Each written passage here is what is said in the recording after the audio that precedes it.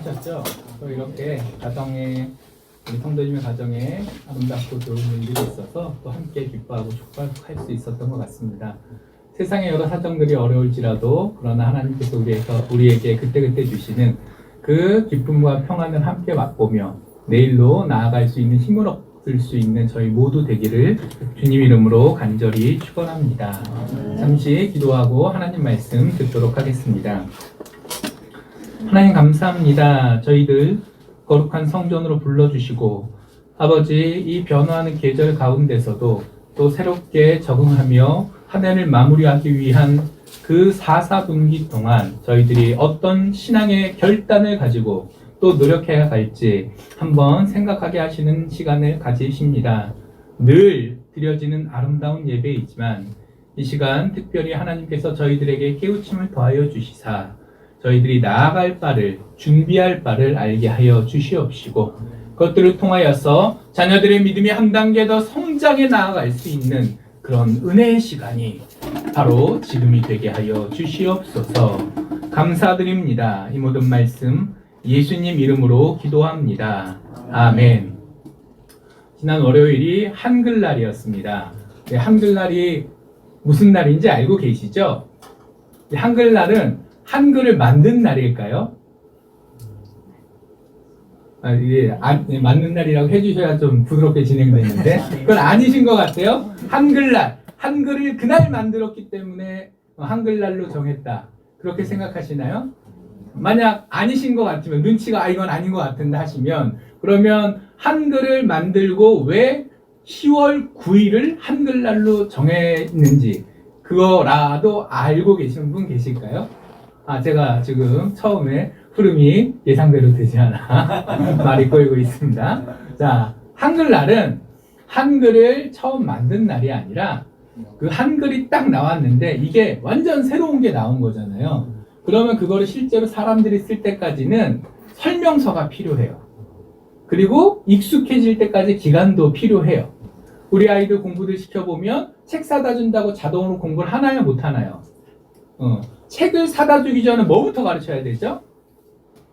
가나다라부터 가르쳐야 되잖아요. 그래야 책을 읽든지 말든지는 그 다음 문제니까. 이렇게 일이라는 거는 한 번에 다 되는 것 같은데 사실 곰곰이 살펴보면 단계에서 그래서 맨 마지막에 이렇게 우리가 기억하고 있을 만한 무언가 역사적 사건이나 물건들이 나오는 것입니다. 그래서 이 한글날은 세종대왕께서 한글을 처음 만든 날이 아니라 그건 언제인지 아무도 모른대요. 그거를 이제 집현전 학사들한테 얘기하고 야, 너 이거 설명서 좀 써. 해가지고 그 한글에 대한 이제 설명서를 쓴 거예요.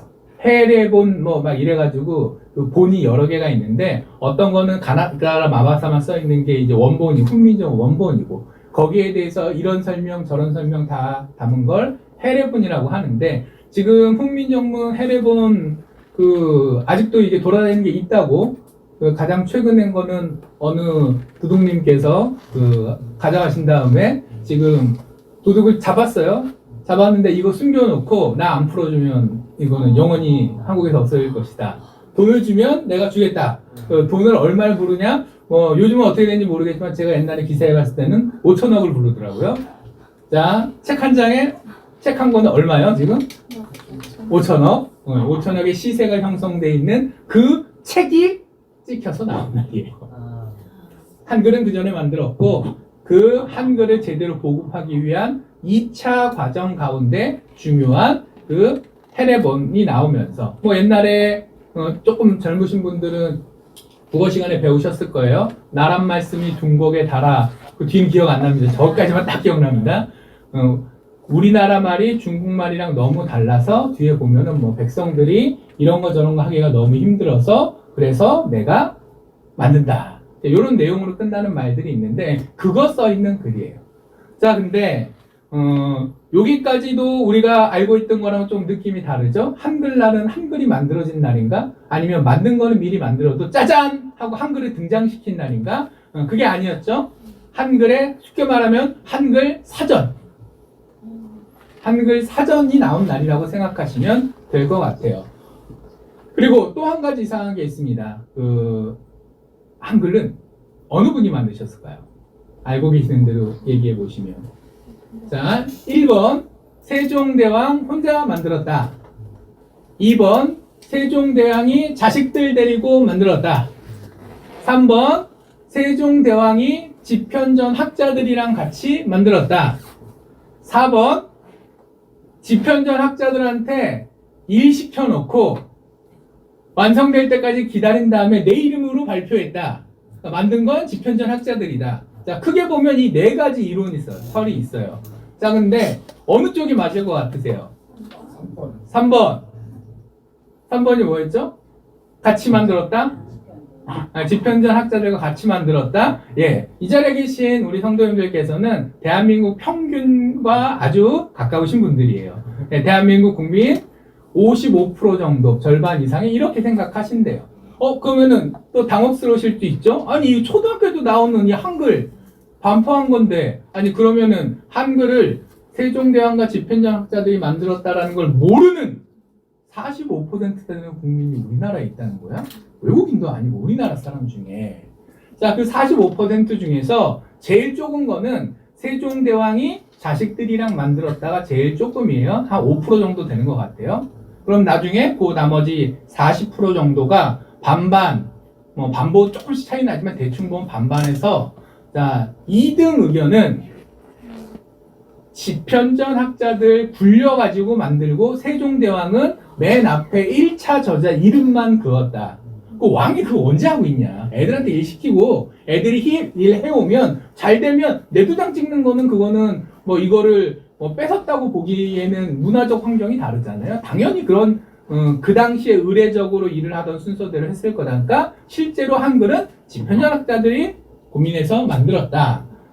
그 다음 3번이 세 번째로 많은 의견이 한 20% 정도. 예, 세종대왕 혼자 만들었다.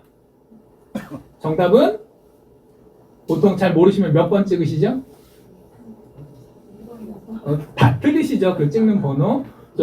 제 세대부터는 5까지 해서 찍어야 돼가지고 그 앞세대 분들은 1, 2, 3, 4에서만 찍으셔도 됐잖아요.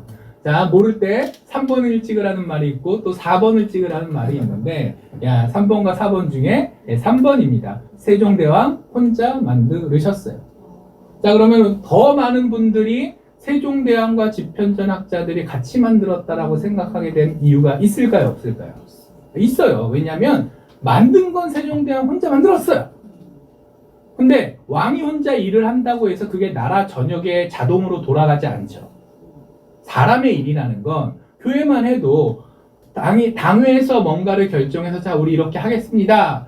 회의 끝! 자, 문제가 다 해결됐습니까? 끝입니까? 끝 아니죠? 성도님들한테 왜 이런 결정을 했는지 설명을 해야 되고, 그래서 모든 성도님끼리 그래 이렇게 해야지라고 다 마음을 맞췄어도 우리가 마음을 모으는 것도 힘든데 마음이 모아졌다고 현실의 문제가 다 사라지나요? 아니죠. 마음을 모은 다음에 그게 돈 문제일 수도 있고 뭐 시간의 문제일 수도 있고 이런저런 어려움들을 같이 그 다음부터 헤쳐나가기 시작해야 되는 거잖아요. 자, 똑같은 거예요. 세종대왕이 만들었다고 해서 조선 팔도에 자동으로 한글이 보급되지 않겠죠. 그러면은 보급을 해야 되는데 세종대왕께서 함경북도 청진까지 가가지고 그 가르치고 계실 수 있겠어요? 없겠어요? 없는 거예요. 그러니까 일종의 그 한글을 가르칠 교재도 필요하고 그 한글을 가르칠 선생님들도 키워내야 될 그 따라오는 부담이라는 게 있었던 거죠. 그래서 요거까진 나 혼자 했는데 그 다음 일은 너희들이 해야지 해서 집현전 학자들 소집시켜서 자, 해설서 만들어놔 해서 만들어진 게 훈민정음 해례본인 거예요. 그리고 한글날은 그 해례본이 나온 날짜 기준으로 정해졌다고 하니까, 그러니까 어떻게 생각하면 한글날을 공휴일로 만들어주신 분들은 집현전 학자님들이고 한글을 만들어주신 분들은 집현전 학자님들 낄 자리가 없고 그냥 거기 공무원 모드로 시키는 일을 했을 뿐이고 세종대왕은 혼자 만든 거죠. 그래서 아까 어떻게 혼자 만들었겠냐, 하다못해 자식들이라도 수양대군, 안평대군, 그 다음에 문종 똑똑한 아들들이 있으니까 집에서 가족끼리 상의해가지고 만들었겠지 라는 생각을 하게 돼서 아까 그 성도님들께서 요거는 아닌 것 같다 제일 먼저 뽑아주셨던 그 자식들이랑 만들었다가 제일 지지 기반이 잡습니다. 자, 그리고 이걸 갈아보면 우리는 한글을 쓰고 한글날이 되어 한글날에 쉬고 이런 모든 것들이 너무 당연하지만 사실 한글이 있고 한글날이 되는 데조차도 여러 가지 일들이 있었고 그리고 더 큰 거는 이 나라의 언어, 이 나라의 역사, 특별히 일제강점기 시대를 겪으면서 나라의 근본을 지키기 위한 가장 처절한 싸움의 전장이 어디였습니까? 만주에서 총칼 들고 독립운동하는 거였어요? 아니요. 이 땅에서 이 땅의 사람들이 일본어로 살라고 명령하는 그 일제 총독부의 압제 속에서도 한글로 말하고 한글로 글을 쓰는 거. 그게 어떻게 생각하면 어느 한 장면 사진으로 찍었다 그러면 예쁘게 나올 장면은 아닐 수 있지만 전체 에너지의 총량으로 따지면 아마 모든 국민이 참여하며 가장 한국민의 정체성을 지켜낸 제일 큰 일 아니겠습니까? 그 중요한 걸 우리가 지금도 누리고 살고 있고요. 그런데 한글날이 언제인지 왜 만들어졌는지 잘 모르겠고 한글은 누가 만들었는지 잘 모르겠고 지금 한글에 젖어 살고 있기 때문에 이렇게 중요했던 일에 대해서 관심조차 가지기가 힘이 듭니다. 그리고 혹여 누군가 물어봐도 너무 익숙하고 너무 당연한 것이 돼버렸다 보니까 아니 뭘 너무 당연한 걸 설명해달라고 하면 뭘 어디서부터 어떻게 설명해줘야 되나? 당연한 거, 쉬운 거를 설명해달라 그러면 나도 설명이 쉽게 출발할 수 있어야 되잖아요. 마음에 부담 없이. 엄마 1 더하기 1은 뭐야? 그럼 여기서 당황하실 분 계세요? 씩 웃으시면서 우리 누구야? 1 더하기 1은 2란다. 조금 더 열심히 있는 분은 사과 2쪽 들고 와가지고 자 여기 사과가 하나가 있지? 근데 여기다 사과 하나를 엄마가 더 주면 너는 사과를 몇 개 가졌지? 자 이렇게 가시면서 어떻게 잘 가르칠지를 고민하시지. 이걸 어떻게 해야 되지? 를 고민하시진 않잖아요. 원래 쉬운 거는 바로 답을 해줄 수 있어야 돼요. 그게 어떤 종류의 문제인지. 근데 한글에서 한글날에서 느껴지는 것처럼 당연하고 쉬운 것 같은데 사실 그렇게 쉽지 않은 일들도 얼마든지 있을 수 있습니다. 자 그리고 우리 신학인이 오늘따라 발음이 많이 새네요. 예, 우리 신앙인들에게 있어서 너무 익숙하고 당연하지만 그래서 그것이 나의 삶의 기준이요 정체성이다라고 생각하지만 그러나 막상 당신은 그 부분에 대해서 제대로 알고 계신지 그리고 얼마나 깊게 생각해 보셨는지 물어보면 난감한 상황에 빠지게 되는 경우들이 꽤 있습니다. 대부분 어떤 질문이죠? 자녀들이나 아니면 전도에 오신 분들이 성경을 펴놓고 이 성경 말씀의 의미를 좀 난 잘 모르겠으니까 좀 설명해 달라고 하면 그러면 편안한 마음으로 설명해 주시는 분이 그리 많지 않으세요. 그리 많지 않으세요. 그래서 목사가 있는 거기도 하고 그래서 어떻게 되죠? 그거는 본인이 이제 그래도 대답하실 자신 있는 부분은 살짝 하신다. 나머지 복잡한 얘기는 어디로 가라고 그러죠? 목사님께 가서 여쭤봐 하고 넘기는 거 정도까지밖에 못 하시는 경우가 많은 거예요. 자, 그게 신앙인들의 문제입니다. 우리가 하나님의 백성이라고 하면서도 하나님의 백성이 무엇인지 고민하지 않고 세상의 흐름에 따라 삽니다. 우리가 하나님의 말씀을 받은 자라고 하면서도 말씀을 심지어 읽지도 않습니다. 그리고 그런 분 저 봤어요. 그 신학교 다닐 때 나이 한참 많은 교수님 하다가 늦게 신학교 오신 분이 한 분 계셨는데 이제 동기들을 애들이죠 제자뻘인 애들을 이제 본인 집에 초대를 하셨어요. 초대해서 그 서재를 보여주시는데 그 교수님 출신이시니까 책이 책 꽉 차 있을 거잖아요. 근데 그 중에 중간 부분에 성경이 한 줄로 쫙 있는 거예요. 그래서 이제 저랑 같이 갔던 친구 하나가 아니 뭐 성경이 저렇게 많이 필요하냐 쓰다가 한 권으로 기입백입 쓰다가 더 이상 낡거나 낡아서 어쩔 수 없어지면 그러면 성경을 한 권 또 사고 그러다 보니 목사로 살다 보면 성경이 한 권, 두 권, 세 권, 네 권 늘어가는 거는 뭐 어쩔 수 없지만 그렇다고 저렇게까지 그리고 심지어 이분은 아직 목사님도 아니에요. 이제 신학교 막 온 신학교 1학년 1학기 근데 성경이 38권인가 한 장 쭉 쌓여 있는 거예요. 그리고 그분이 그렇게 얘기하시더라고요. 내가 성경 통독을 할 때마다 같은 성경책 다 읽었다고 다시 하는 게 아니라 기념으로 첫 번째 통독 성경 꽂아놓고 두 번째 성경 통독 꽂아놓고 자 38권이 있다는 건 무슨 얘기예요? 37번은 확실히 다 읽으셨고 저 38번째 거는 현재 읽고 계신 건지 아니면 저것까지 다 읽었다는 건지 그거는 살짝 애매하죠. 하여튼 최소 37번은 성경을 완독하신 분이고 그걸 다 기록 삼아 이렇게 성경책들을 갖다 꽂아 놓으신 분이었어요.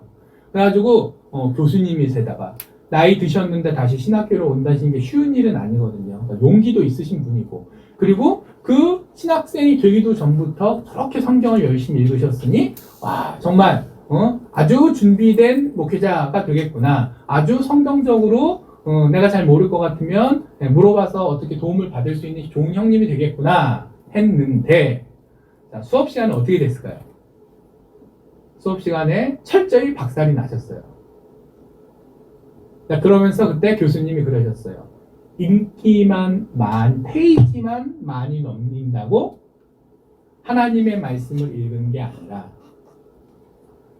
하루에 한 페이지를 보더라도 그 성경 문자 사이에 녹아 있는 하나님의 뜻을 생각하면서 고민하면서 성경을 읽어야 될 텐데 우리나라 사람들은 제대로 하는 것보다는 남들 앞에 나 이만큼 했어라고 짜잔 보여줄 수 있는 일단 물량을 채우는 거에 좀 집착하는 경향이 아무래도 그 동양 사람들이 더 많거든요.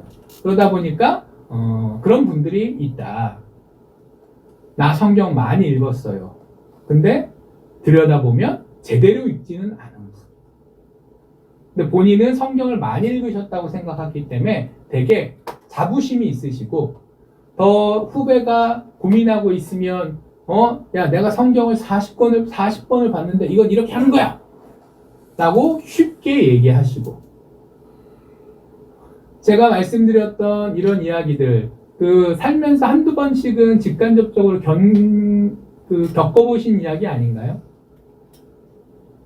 뭔가 잘 믿는다고 열심을 해서 노력도 하셨는데 그게 내실이 없었던 경우 그게 나의 문제일 수도 있고 내가 바라봐야 되는 교회의 어떤 선배분의 모습일 수도 있지만 노력한 만큼 정말 대단해졌다. 그러니까 이분이 기둥이 되어서 교회를 잘 섬겨줄 것이다. 이렇게 좋게만 가기가 쉽지가 않습니다.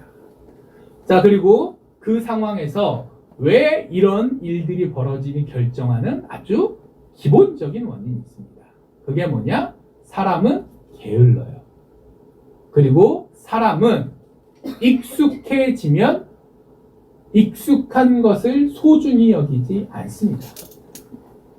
옛날에 성경을 성도님들이 읽을 수 없을 때 그 라틴어 성경을 어떻게든 구해서 그 성경을 읽어보다 걸려서 불에 타 죽은 많은 순교자들이 있습니다. 우리나라는 아니지만 중세시대 유럽에 많이 있어요. 왜? 성경을 봐야 되는데 성경을 신부님들이 안 보여줘. 나 성당 나가는데 신부님 예배 다 끝나고 미사 다 끝난 다음에 저기 뭐 잠깐 죄송하지만 여기서 한 페이지만 읽고 가면 안 될까요? 난리 나요. 안 돼요. 물론 신부님들이 나쁜 놈이어서 그런 건 아니었어요. 그때 그 성경책 한 권이 집으로 따지면 집 한 10채 값 정도 돼요. 그때는 시대가 다른 시대였기 때문에 성경책 또 성당에서 예배용으로 쓰는 성경책은 대충 만든 성경책 아니고 그 디자인까지 그 겉에 표면에 막 그림에 뭐 하여튼 엄청 수작업으로 만드는 거라 그리고 이게 없어지면 돈도 돈인데 다음 주에도 예배 드려야 되잖아요. 그 다음 주 예배 드릴 대체 성경이 없어요. 성당 하나에 바티칸에서 성경책 한 권은 어떻게든 마련해 주지만 두 권 비상용 마련해 주지 않아요. 그래서 성당에서 최고값 나가는 거는 저 앞에 펼쳐져 있는 성경이었고 그래서 성경 도둑들도 그렇게 많았어요. 10분의 1만 팔아도 다시 성당에다 팔 거 아니지만 고위 귀족들은 그 비싼 성경값 내줄 사람이 있었거든요. 그렇게 했기 때문에 성경을 보여주려야 보여줄 수도 없던 시대에 성경을 읽고 말로 표현하는 그 신부님의 피정이라고 하죠. 피정 과정을 통해서 아 이러시구나, 아 저러시구나를 배운 거죠. 근데 웃긴 건 그 피정은 나는 독일 사람인데 어느 나라 말로 피정을 할까요? 이탈리아 말로 피정을 하죠. 라틴어라고. 내가 영국 사람 영어를 쓰는데 예배를 드리러 가면 영어로 얘기를 하는 게 아니라 무슨 말로 얘기를 한다고요? 이탈리아 말. 알아듣는 사람 많겠어요? 못 알아듣는 사람 많겠어요? 99%는 못 알아들어요. 아주 소수의 공부한 사람만이 그것도 그냥 편안하게 알아듣는 게 아니라 중간중간에 단어 몇 개. 우리 영어 들으실 때 그런 느낌이 있죠. 아는 단어 몇 개 해가지고 대충 이런 뜻인가? 막 추측하고 하게 되잖아요. 딱 그 수준으로밖에 안 돼요. 그러니까 신부님들은 피정을 고민할 필요가 없어요. 가가지고 자 이탈리아 말로 오늘 내가 아침에 밥을 먹고 일어났는데 너무 피곤했다. 피곤해서 하나님께 힘을 주시옵소서라고 했더니 힘을 주셨습니다. 끝. 성경이 한 줄도 안 나오고 그냥 자기 개인사 잠깐 이탈리아로 얘기한 다음에 그 다음 맨 마지막에 여러분에게도 하나님께서 그런 힘을 주실 것입니다. 하면 하루 예배 끝난 거예요. 당연히 성직자들도 제대로 말씀을 타지 않게 됐고 그리고 당연히 성도님들도 말씀을 듣지 못하게 됐고 그 결과가 종교개혁부터 시작해서 지금에까지 이루고 있는 거잖아요.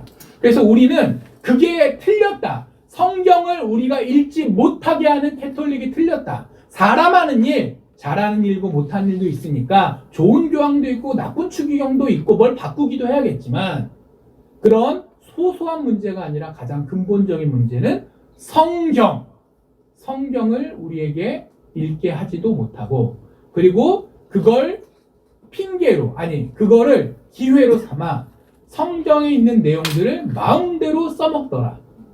따짓기를 하는 거죠.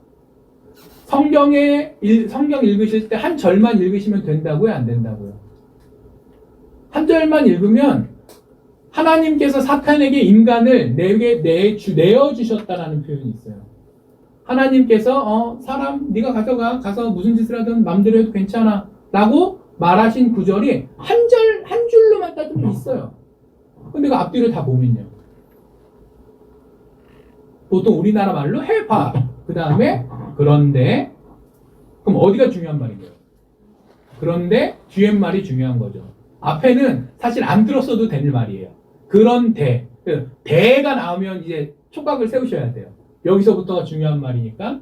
자, 언어의 그 기본적인 사용 패턴이 있기 때문에 어느 사람의 말 한마디만 뿅 뽑아가지고 그거 갖고 이 사람이 이랬네 저랬네 하는 거가 되게 야비한 일이고 해서는 안 될 일이에요. 근데 많이 그렇게 해왔죠. 지금도 해왔죠. 언론사들이 신뢰를 얻지 못한 이유도 그거죠. 어느 사람이 말을 했을 때 처음부터 끝까지 쭉 이어지는 맥락 전체를 놓고 저는 정부가 이런 거는 잘한다고 생각합니다. 쭉 30분 얘기하다 맨 마지막에 그런데 요거 하나는 좀 고쳤으면 좋겠습니다. 자, 그러면 여당을 지지하는 신문사는 이렇게 쓰죠. 어느 교수가 정부가 다 잘하고 있다고 얘기했다. 근데 반대로 야당 성향의 신문에 이렇게 쓰겠죠. 앞에 칭찬한 건 싹 빼고 그렇게 대통령과 친하다던 이 교수조차도 마지막에 한 줄 이렇게 대통령이 일을 못한다고 말했다. 그러니까 진실은 뭐죠? 진실은 중간에 어딘가 있는 거죠. 이 시대가 기레기 타령을 하게 되는 제일 큰 이유가 이거잖아요. 정보를 정확히 그리고 최대한 그 이유까지 다 해설할 수 있게 우리가 이해를 해야 되는데 그렇게 주지 않았고 그리고 고려하지 않았고 그래서 아는 것 같은데 잘 알지 못하고 그리고 생각보다 길게 말씀드렸어요. 흥분해서 네. 이 길게 말씀드렸던 부분들이 과연 이게 한글날의 문제냐, 뭐 현대 정치의 문제냐, 인간의 어떤 뭐 이렇게 사회생활에 대한 문제냐, 다 거기에 작용하겠지만 결정적으로 우리가 말씀을 대하는 태도에도 여전히 이런 문제들이 짙게 녹아 있기 때문에 그 부분에 대해서 우리가 함께 고민해 봐야 하겠습니다.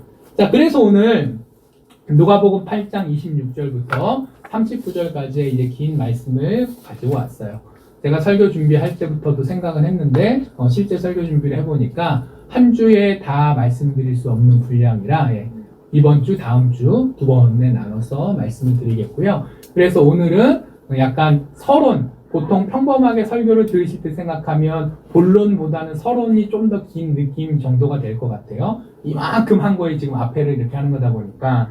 자, 그래서 일단은 지금까지 길게 말씀 들으신 거 어느 분은 왜 목사님 오늘은 저기 교회 얘기 안 하고 하나님 말씀 얘기 안 하고 세상 얘기를 계속 하시나 하셨을 수도 있는데 그거는 잠깐 이제 해량해 주시고 우리조차도 하나님의 말씀, 우리가 가장 소중히 생각해야 될 것들, 소중히 생각한다고 마음으로는 그렇게 느끼고 살았지만 진짜 제대로 하나님의 말씀을 사랑하며 가까이 하며 고민하며 살아왔는가?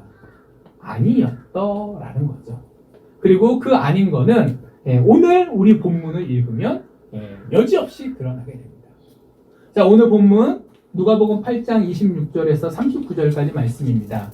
여기서 예수님께서 갈릴리의 어느 한 동네에 계시다가 자 이제 배를 타고 갈릴리 호수를 건너가신 거예요. 호수가 이렇게 있으면 요렇게 바로 옆에 타고 요렇게 가는 거가 건너가는 느낌이세요? 아예 이렇게 가로질러 가지고 이렇게 가는 게 건너가는 느낌이세요?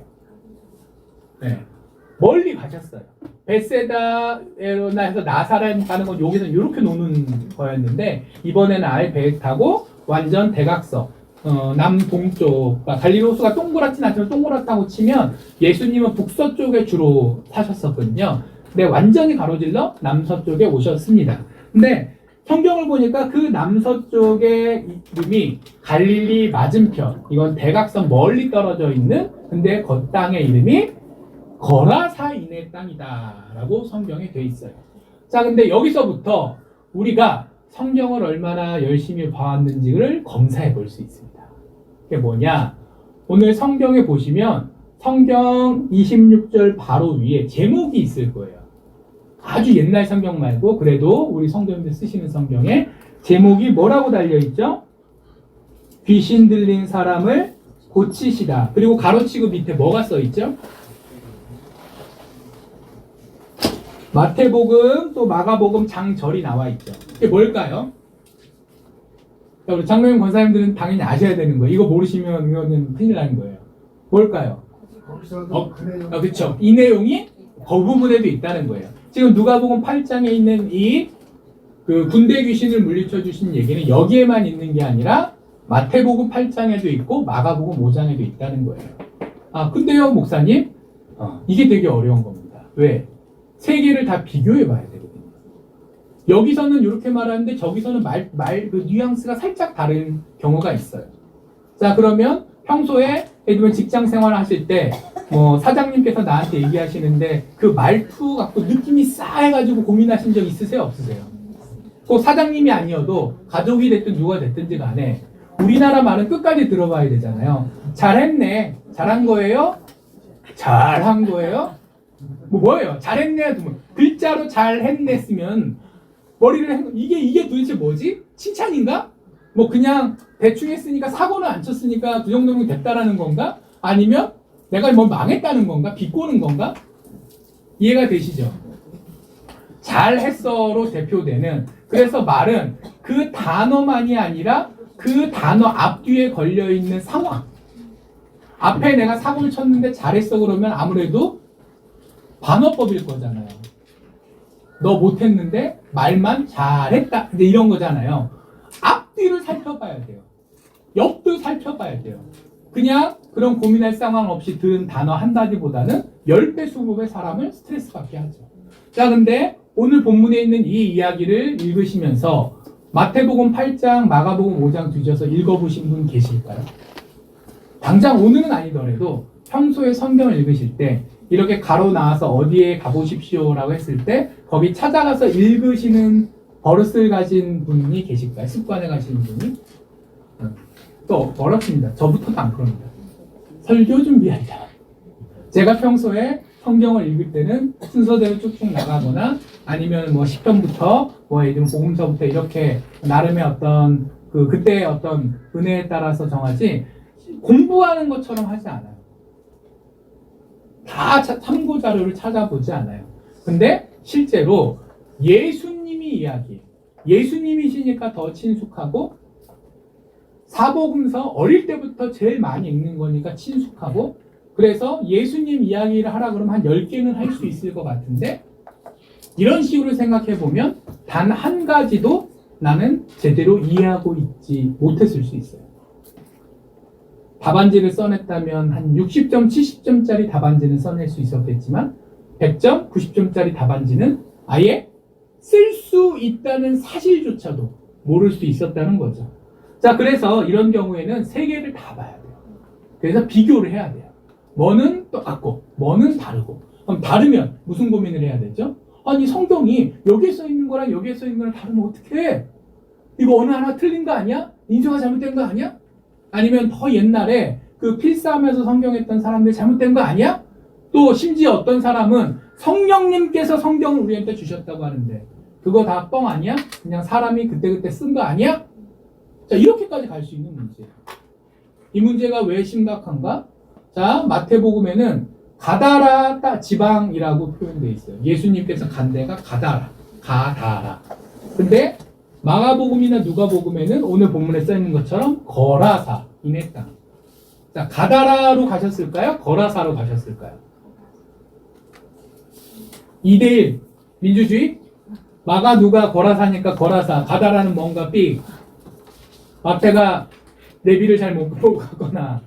자, 이런 문제들이 되게 많이 있어요. 성경에. 서로 충돌되는 것 같은 거. 근데 사실은 이렇습니다. 가다라라는 이름은요, 우리로 따지면은 경상북도 정도 되는 넓은 범위에 대한 이름이고요.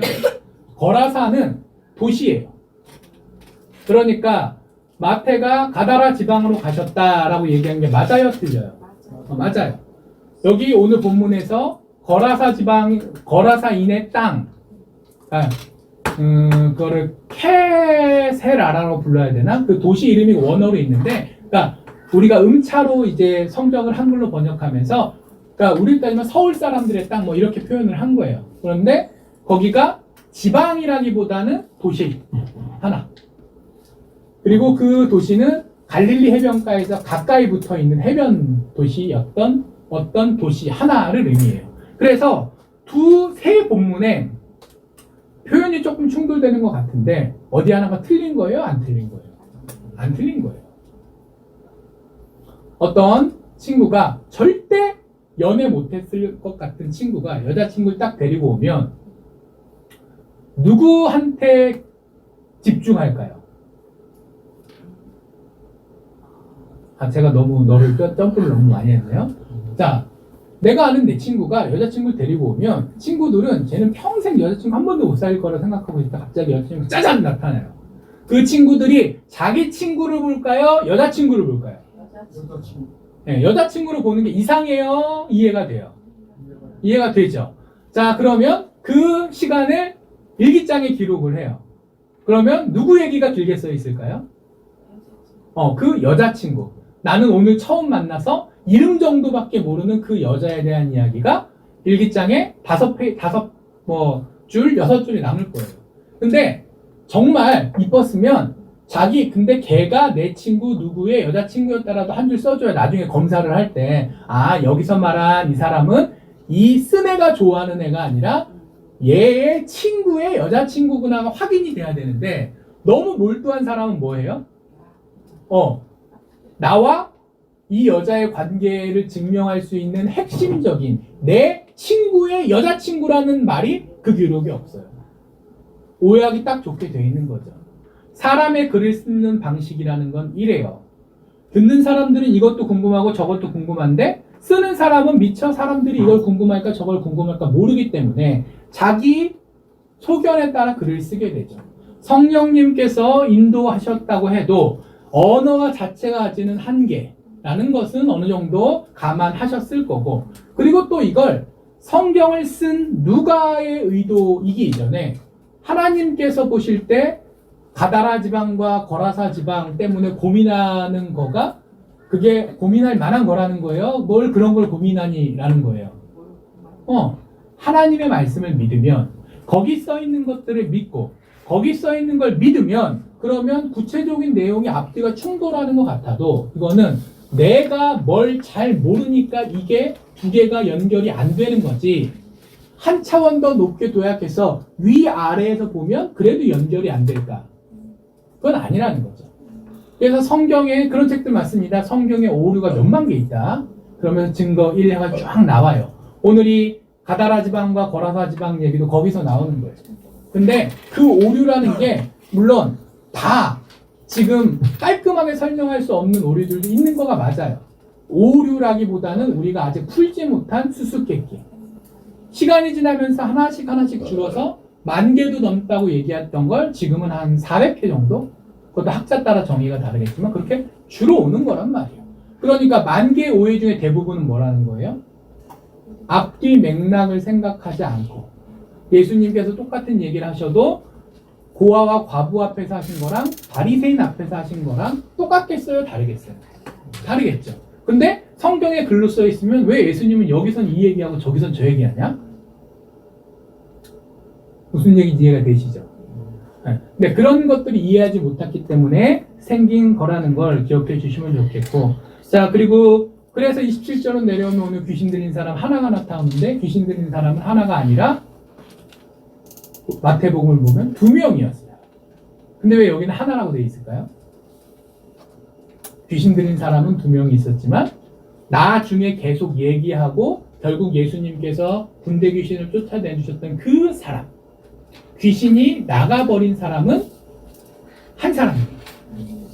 의사한테 환자 둘을 데리고 온다고 해도 한 환자는 약 하나 주고 가세요. 그러면 기사에도 안 남을 거잖아. 근데 다른 환자는 정말 모든 의사가 다 포기한, 이 의사 아니면 죽을, 그건 살려냈어요. 그럼 사람들이 기억이 나겠어요? 안 나겠어요? 그리고 이 얘기가 약 주고 끝낸 게 중요하겠어요? 수술을 하고 난리 버꾸를 치고 해결한 게 중요하겠어요? 사람들 머릿속에 뭐가 남겠어요? 그리고 100년 후에 사람들이 얘기 들었을 때 그런 선생님이 계셨지. 그런데 어느 날 같은 지역에 같은 비슷한 병을 앓고 있던 애 둘이 있었는데, 한 사람은 약 주고 끝냈고 한 사람은 야 이런 저런 와 일대기를 하면서 이런 걸 다 해서 구하셨대. 그럼 듣는 사람은 약 먹고 멀쩡해진 사람을 기억할까요? 고쳐준 의사 선생님, 그 온갖 갓난 신고를 겪고 겨우 살아났던 그 사람, 둘은 기억해도 세 번째 사람은 기억하지 않을 거잖아요. 사람은 2명이 있었어요. 근데 그 2명 중에 한 명이 치명적인 문제를 가지고 있었고, 이후에 있는 모든 이야기들은 그 한 명과 줄다리기를 하신 내용입니다. 자, 그리고 그 사람이 부르짖었다는 거죠. 엎드려 큰 소리를 쳤습니다. 지극히 높으신 하나님의 아들 예수여.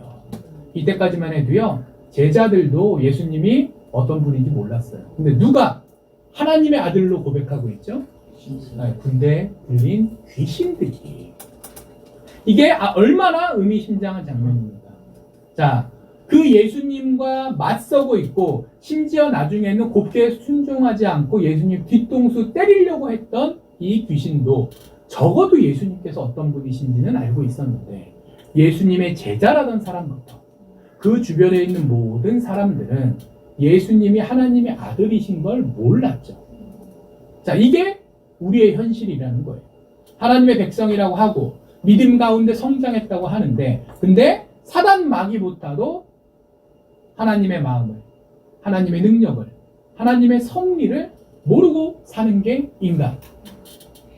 그 부분에 대해서 하나님께서는 이 귀신의 말을 통해서 우리가 다시 한번 생각할 수 있게 해주시는 거예요. 그리고 이 귀신이 그 다음에 또 말합니다. 나랑 상관없잖아요. 나 그렇게 하지 마세요. 이 얘기는 뭐죠? 예수님께서 십자가에 달리고 죽으신 이후에 그 십자가 보혈로 이 땅이 변화될 것인데, 어쨌든 그 전까지 나 아직 휴가 중인데, 왜 휴가 중인데 날 잡아가가지고 고생시키려고 하느냐. 이거 좀 너무한 거 아니에요? 라고 항변을 했다는 겁니다. 귀신 입장에서도 일리가 있는 거예요. 자, 그리고 그러니까 예수님께서 그 귀신한테 그 얘기를 들어주시면서 그래서 그럼 어떻게 해줄까? 나가긴 나가야겠는데 너도 억울한 게 있으니까 그럼 어떻게 해줄까? 그러니까 돼지떼에 들어가게 달라고 했죠.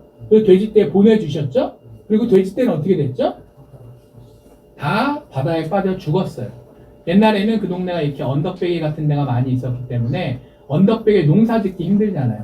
근데 풀은 날 거잖아요. 돌판이어도. 거기서 주로 동물들을 방목해서 키웠고 좀 평평한 땅 이런 데는 농사를 지었어요.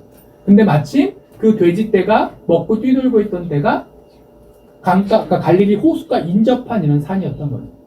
여기서 뛰어놀다가 갑자기 헷가닥해서 다 뛰어내렸다는 얘기가 있습니다. 몇 마리쯤 뛰어내렸을까요? 한 2,000 정도로 여러 가지 성경 자료를 취합해 보면 나와요. 그러니까 이 군대 귀신은 2,000 마리의 돼지를 볼모로 잡은 거죠. 왜? 예수님을 엿먹이기. 돼지 주인이 있겠어요? 없겠어요? 이 사람들이 돼지 때문에 난리가 났겠어요? 안 났겠어요? 요즘 돼지 한 마리 얼마인가요?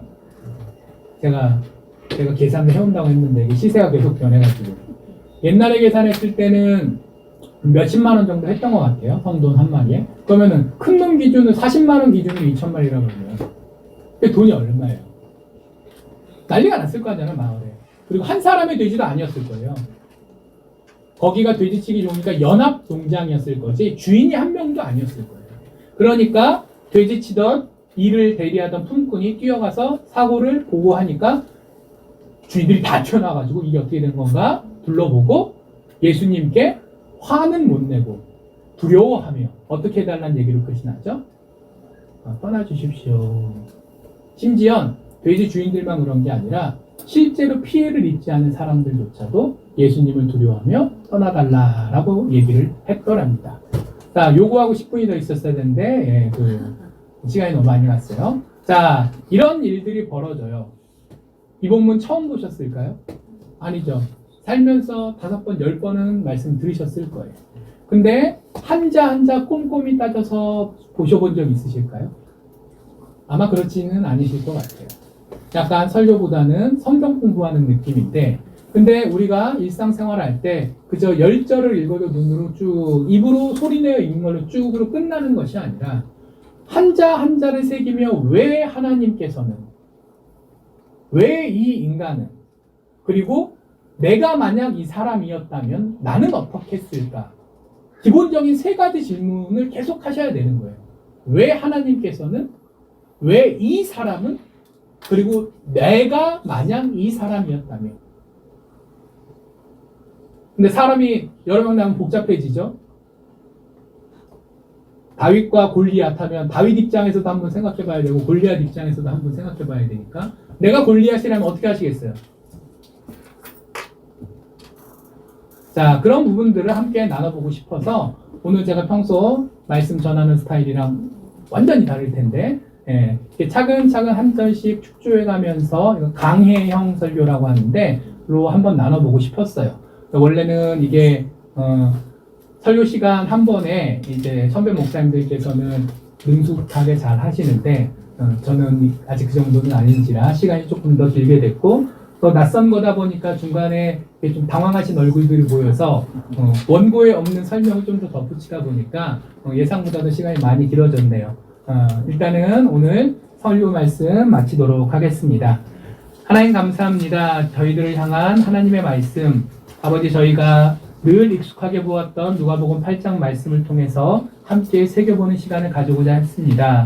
아버지 겨우 성경 본문에서 어떤 일이 있었는지 뭐가 문제가 될 수 있는지 간단히 살피는 정도로 들었지만 그 과정들 가운데서 하나님께서 기꺼이 이방인의 땅이었던 그곳으로 예수님을 보내셨다라는 것을 우리가 먼저 기억하게 하여 주시옵시고 그렇게 오신 예수님께서 그 동네 사람들, 세상 사람들이 다 싫어하고 격리하고 정말 없었으면 좋겠다고 저주하는 귀신 들린 사람 둘을 만나 그들을 피하지 않으시고 그들과 말씀을 나누시고 그들의 삶을 바꿔주시는 것 또한 들었습니다.